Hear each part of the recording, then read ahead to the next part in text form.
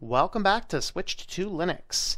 So we are going to have a look at a distro that I've seen it in name a couple times, but I've never actually had a chance to look at it. So I thought it kind of piqued my interest, so I thought I'd go ahead and have a look. So this is going to be SharkLinux, and what we're going to do is have a look at this. We'll kind of start by looking at their website here, kind of show you what their thoughts are. As far as what they're trying to accomplish. So here's their website. It's sharklinuxos.org. And coming down here, if you can just kind of see, there's a lot of different, screenshots you have, and basically they're talking about some back compatibility. So essentially this is kind of like an Ubuntu Spin, but they do a couple things that you will either absolutely love or you will either absolutely hate. And that's kind of that thing that piqued my interest. I thought about this going, do I really like this? I don't know if I like this or not. I don't know.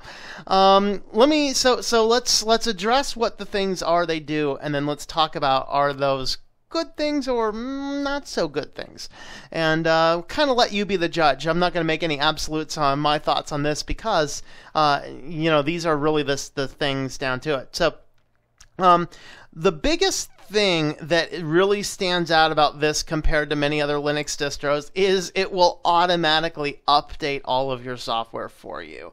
That kind of has a Windows 10-like feel, doesn't it? You may be able to turn that off, but by default, it's not going to upgrade new versions, but it will patch all security patches. And so that's one of those things that they say is it's going to go through there and it's going to automatically do that. Another thing that it does is it gets rid of the password requirement for the sudo user. In fact, I booted this up and then went in there and did something in the terminal with the sudo user. No password was needed. And here's the scary part. I have my computer set to automatically log in, so I've never one time entered my password. Somebody could boot this thing on, it'll go right into it, and then you could do sudo commands right from the terminal without a password. Again, kind of scary. So some people are saying, that's that. Now that's definitely something you can turn on or turn off. But they do have apparently a lot of other functionality. So as I said, this is based on Ubuntu and it runs the Mate system. And what we're going to do now is I'm just going to go ahead and dive right on into this guy here. Hey, so here we are booting the machine up. It does have a nice dark themes, dark blue. I have not gone in here at all. I just installed it. There is one little thing that seems to be doing when you first start it up.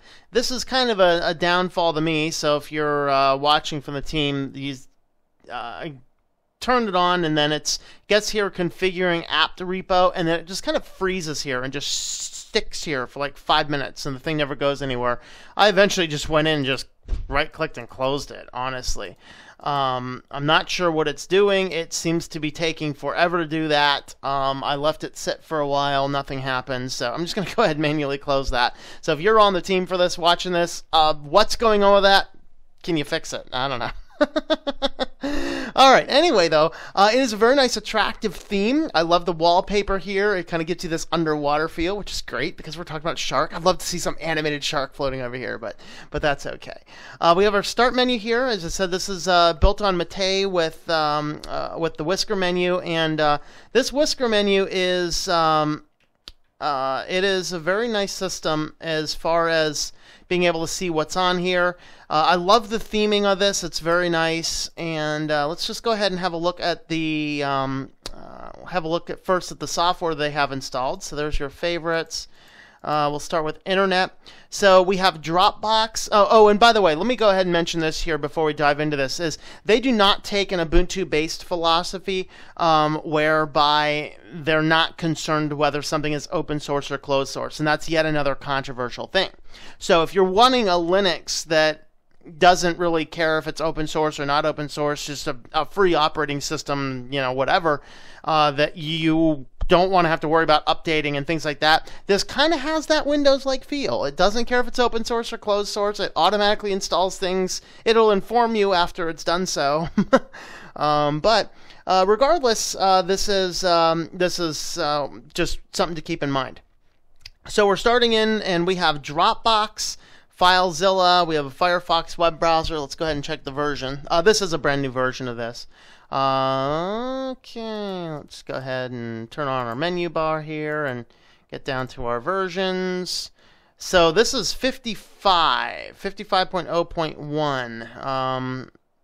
Okay, so that's actually a couple versions old at this point in time.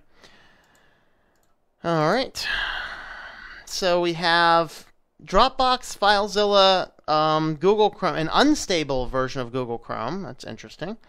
OCS Store, let's boot that one up. OpenDesktop.org. Okay, I'm not familiar with the OCS Store, so if you are, let me know in the comments. Okay, let's see. Remote Viewer, we have Thunderbird, Transmission, UGET, Wavebox, and WebTorrent. So right off the bat, let's talk about this. There is a lot of excess software. I kind of like what Farron did in this respect, where it's like, hey, we realize you might like Chrome, you might like Chromium, you might like Vivaldi, you might like Firefox, and they have the option there to click which one you want installed. In this case, we have Google Chrome, an unstable Google Chrome, which is weird, and then we have Firefox web browser. So we have two different web browsers, including one of them is an unstable, which is interesting. We have FileZilla, which is just such a limited use application. I mean, I'm a web developer. I'm in FileZilla every single day, but I can't imagine the average person really has a big need for it. Dropbox, I get that. That's kind of cool. We have 2 or 3. Isn't UGET also a torrent client? I don't remember. But we have at least two of your torrent clients. So it does seem as though there's a lot of excess software. So the good news is, if you're new to Linux, you'll have the options to look at. If you're not new to Linux, you'll probably be coming in here uninstalling a lot of things. Here's your settings, which is from your Mate settings panel, so I'm not anticipating anything being there. Let's go ahead and have a look at their specific SharkLinux tools a little bit later. Under accessories, we do have a fair amount of things. It looks like, are we using a Windows 10 icon theme? Maybe they are trying to capture a Windows environment. This just looks like the Windows 10 icons. There's Mousepad, there's Pluma. They do have a lot of virtualization. If you are into virtualization, there is a ton of different virtualization support. I'm not into that, so I have no idea about all that, all of the options in there. But they do have a lot. They pride themselves on doing a lot of virtualization on this. So if you are needing that for that, again, we have multiple different terminals in here. We have backups. Is Casia another file manager? 2 file managers. Why? Why? Why? I don't know. I don't know. Education with LibreOffice. Graphics. I have Mate. We have GIMP. We have the Mate color selection. Under our Office tools, we have our LibreOffice. Where they are using the Windows 10 logos or an icon pack. Okay. Interesting. So it looks like we have the LibreOffice Writer, and let's see what... We do not have a spreadsheet installed. We do not have a PowerPoint installed. So we have pre-installed by default. We have the Writer and we have the Math application. Multimedia, we have VLC and sound, and then under our system, we just have what we would expect to see there. So Virtual Machines Manager, Virtual Machine, YPPA Manager, let's see, featured software. Okay, so let's go ahead and have a look at their specific tools here. So here's their featured software, which, Wine, okay. See, I can understand a Windows logo for that. SharkLinux Games, server performance data. Let's have a look at this. Okay, so I actually have to install stuff to use those. Okay. So it looks like these are things that are available but not pre-installed. So, okay, that's neat. I can get behind something like that. That's really cool.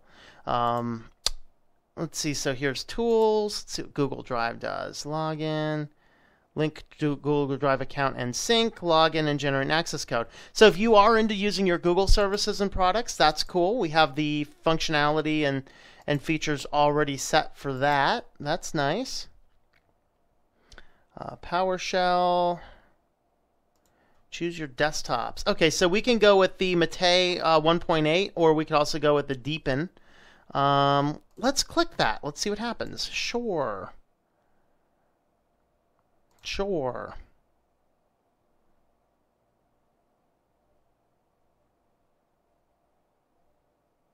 We'll let that do its thing. Let's go ahead and just keep playing in here. Edge upgrades. Okay, so the edge upgrades, I believe this is going to enable you to upgrade to some of your latest packages. By default, like I said, when I said earlier that it will automatically install updates, it's not going to install the absolute latest edge of everything. It's going to make sure all of your security patches are in place. I believe that tool, if I remember from my reading, is going to give you the ability to install more bleeding edge software, which is good. All right, and then here's a variety of virtual environment tools. And so, like I said, if you are into virtualization, this might be a good desktop for you to have a look at. Let's go ahead and have a look at the settings here. I want to look at the themes particularly.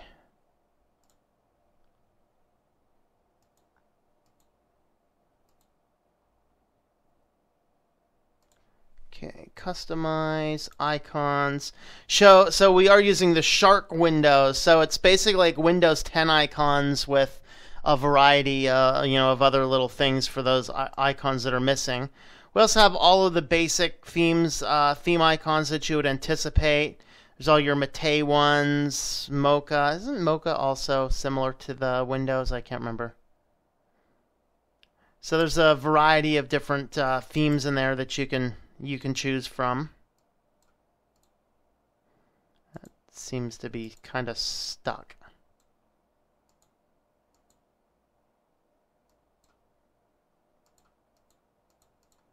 This thing is not working on me right now.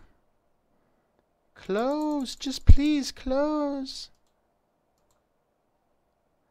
Yeah, it's kind of frozen on me right now. Not sure if that's because I'm installing stuff or not, but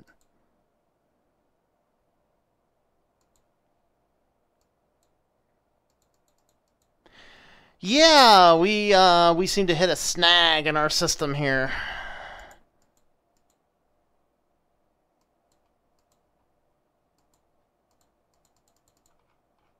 Like, I have no idea what this is. And then this guy won't close, so of course I can't close that. Let's see if there's a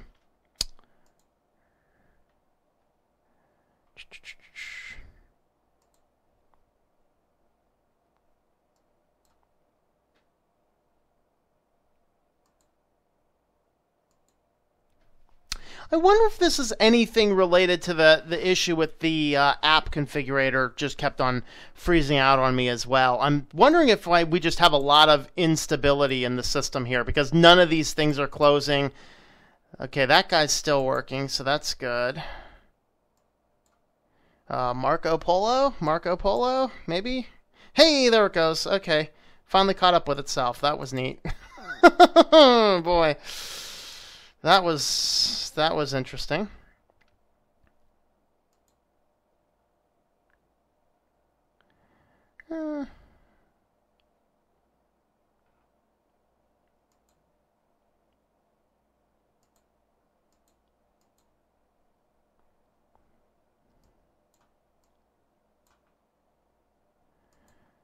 It's doing Linux headers. It is using 4.13, so very bleeding edge in that. I'm not going to mess with any virtualization stuff just because we're already running in a virtual box. Okay, where is our software manager? There you go, software and updates. Let's have a look at that. All right, so canonical, we have the SharkLinux.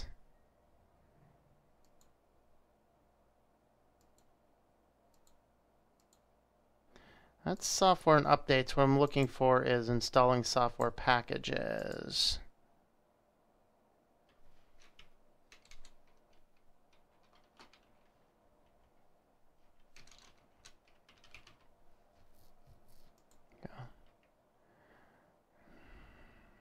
Yep.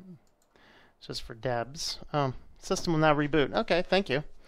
It's just like Windows 10. It's like, no, you're restarting. We don't care what you're doing. We're restarting.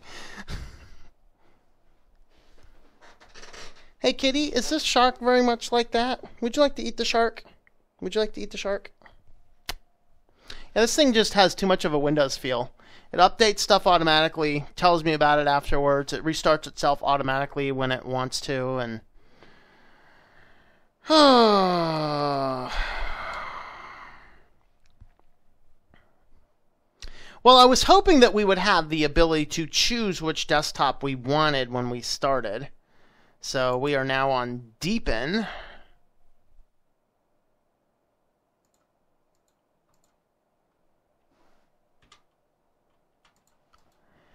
Oh, okay, there we are. No.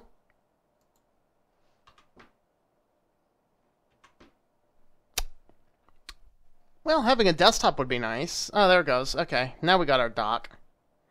See, I was hoping that we install Deepin, and then on our login screen we have the option to choose. Maybe there was an option to choose. Maybe I should get back. And now we're going to be stuck at this configuring app repo again.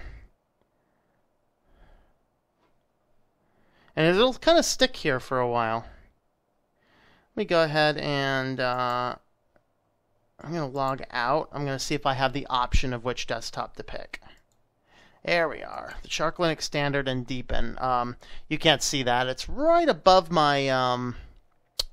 let me just move my picture there so you can see where I'm at.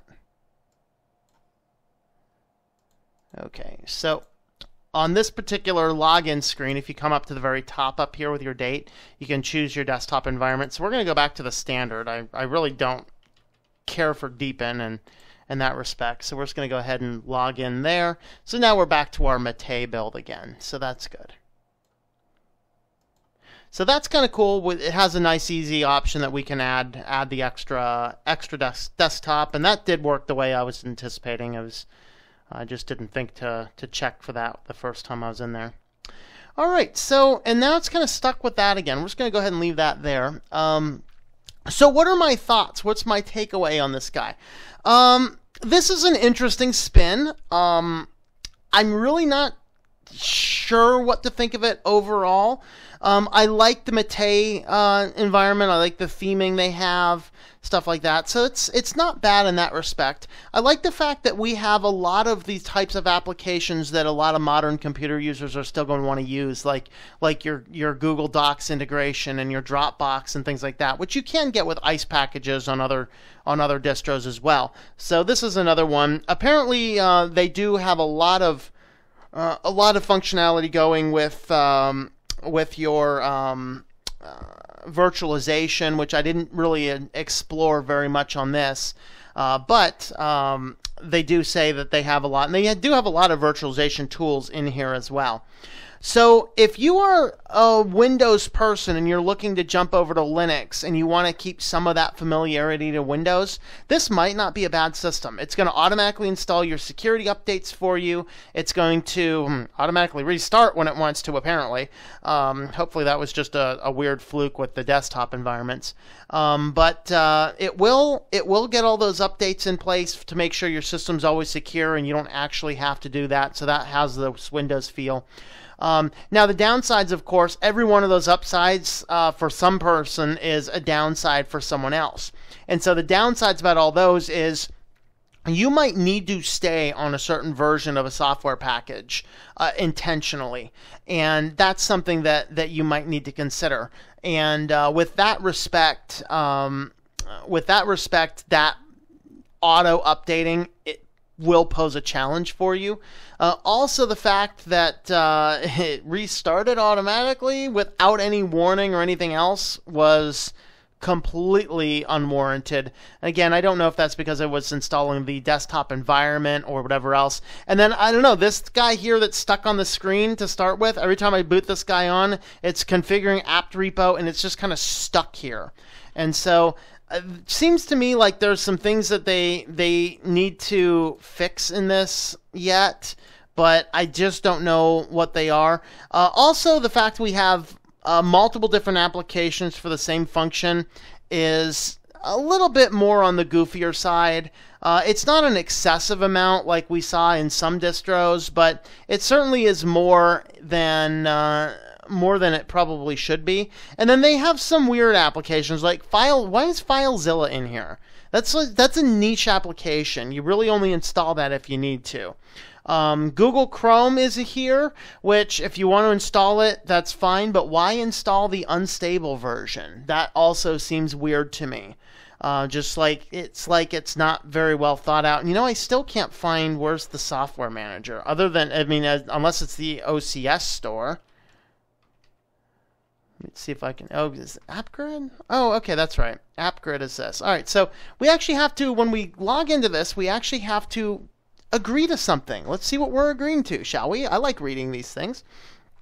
In order to use AppGrid, you will need to agree to the following. The software is provided by the copyright holders and distributors as is, and any express or implied warranties, including but not limited to the implied warranties of the merchantility of fitness for a particular purpose, are disclaimed. In no event shall the copyright holder or contributors be liable for any direct, indirect, or incidental, special, exemplary, consequential damages, including but not limited to procurement of substitute of goods or services, loss of use, data, or profits, or business interruption, however caused on any theory or liability wherein in the contract strict liability or tort, including negligence or otherwise arising in any way out of the use of this software, even if advised of the possibility of such damage. And then you can see this website here, or I guess it's a file here for full details. So, okay, let's sell aside our soul and agree. And let's see what the app grid looks like here. Let me make the app grid a little bit smaller. There we are. All right, so here we have our app grid, and you can just kind of come over here and do some searching. So let's see, G2 scan, Zagavi.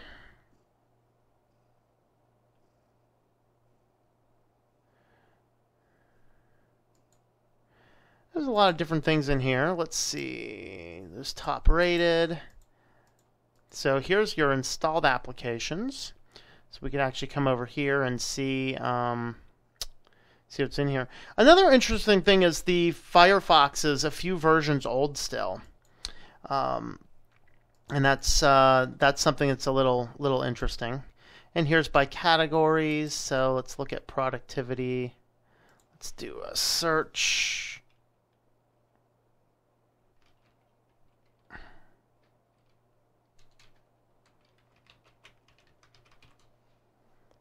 HTML editor does not give me any information.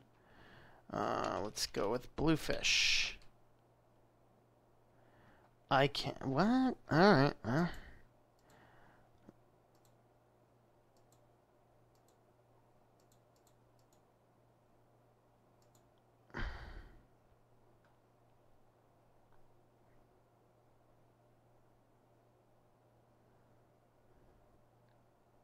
So Bluefish is not in here.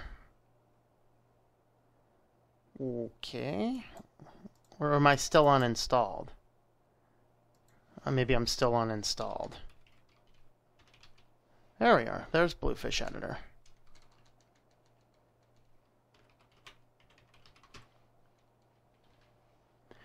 So it can do search by type, so that's good.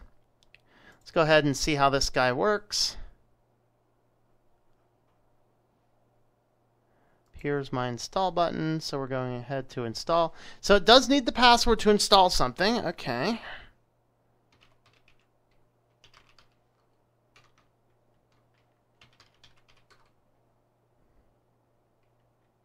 So installing something from there does require the password. Let's go into here though. Sudo apt-get install Chromium. Oh, there is no package for that. Let's do Inkscape. Okay, so you'll see that to actually install something on the app grid, I have to enter my password, but to go right into the terminal and, you know, going right into my terminal, I can just go right on in without entering a password and set to go. And so those are some of those concerning things, because what if someone just kind of decides that they want to, you know, delete your whole directory as a sudo user because I don't know, a little weird. My overall thoughts. I hate to give bad thoughts or bad reviews, but I'm thinking SharkLinux is probably, there's a reason it's not on the top 100. I don't know. I hate to give bad reviews, but there's just too many weird, quirky things. You know, I need the password to install a program from the GUI, but I can do it right from the terminal without. That's interesting. A lot of weird choices in software, including unstable software pre-installed by default. Weird choices in some of the applications, and whatever's up with that apt config screen that seems to be frozen at the beginning is certainly a challenge as well. So those are kind of my thoughts on this. I don't know. It's an interesting theming. I think it's a neat distro, you know, just in that respect. But I don't see a whole lot of I don't know. I don't see a whole lot of recommendation for this. Maybe if you're really into virtualization, maybe this does a really great job at virtualization. If that's the case, great. Let me know in the comments if you have used this, or if you if you have an opinion on it, if you've looked at it before. My overall take. I'd probably pass on this one unless you're just into tinkering around. I'd probably pass on this for a production machine. So that's my thoughts on that. So thanks for watching this brief distro review video. And I guess it's more of a distro quick look. That's not much of a full review. There's things I did not cover. But if you would like to help support what we're doing, check out switchtolinux.com/support, and you can help feed the kitty his temptations, right? So thanks for watching, folks. Have yourself a wonderful evening, and I hope that you enjoy switching to Linux.